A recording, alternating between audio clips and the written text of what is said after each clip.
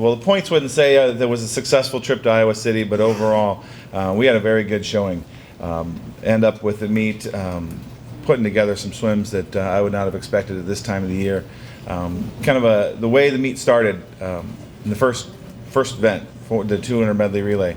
3 of our first 4 relays got disqualified. So that was one of those things where the team was so anxious, so nervous that we couldn't pull it in, and I take credit for that, or take blame for that, I should say, because I kind of put a lot of stock in that the girls really kind of were ready for this and really had an idea. But the thing I forgot is over half of our team are freshmen and sophomores, and going up against the quality opponents such as Michigan State and Iowa, I think might have been a little bit a daunting task for them, and they were a little intimidated.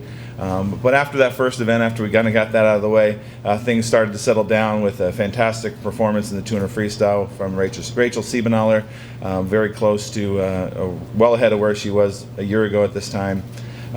Continue on to the 50 freestyle, where Molly Limbaziter continues to shine in her sprint events, with being only 2/10 or less than 2/10 off her school record in the first time out, as well as when she swam the 100 freestyle, finishing second with only less than 5/10 a second off her school record. We just, to do that with the first time out, that's some of the things that just kind of baffle me, and really that the team kind of rallied around and realized, okay, we can settle down now.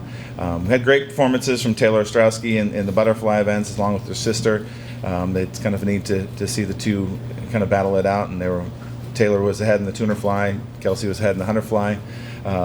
Veronica Herman continued to shine in the breaststroke events.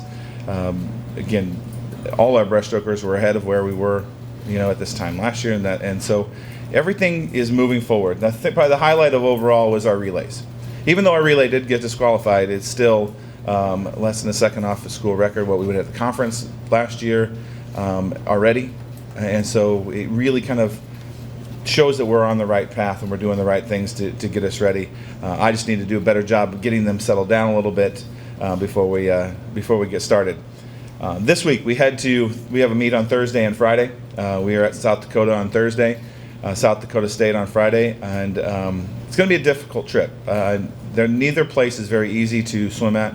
The environment at South Dakota is very unique. It's a short course meters pool, so it's a 25-meter pool. So times don't really matter to us when it comes to that, and that's what we'll focus on all week. It's not about the times you go. It's going to be about the races that we put together and getting into the wall hopefully faster than they do. They have a very good diving crew, but I like our chances with our divers. We're very deep with our divers, and I couldn't go without saying Sarah Kemp last week at Iowa finishes 3rd on 1 meter.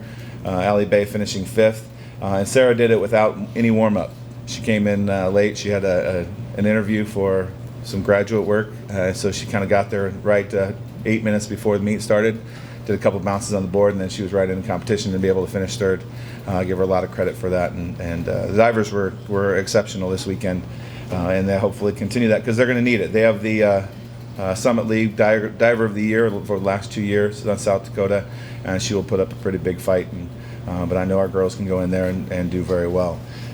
As for the swimming side, we're just going to have to be competitive and can't be afraid to race. And again, in an environment where we won't even look at times, we won't even care what the times are until after the fact, where we can go back and convert them to what we understand. Because short course meters, there's no correlation. So, and then we turn around the next day on Friday and have South Dakota State. Both of these teams, on paper, were pretty evenly matched. And I said that last year, and we went and were very successful when they came here. Now both teams will probably be looking for revenge and doing everything they can to knock us off after our victories last year. We just need to go in there with the confidence and the things necessary to be successful, and I think we can do that.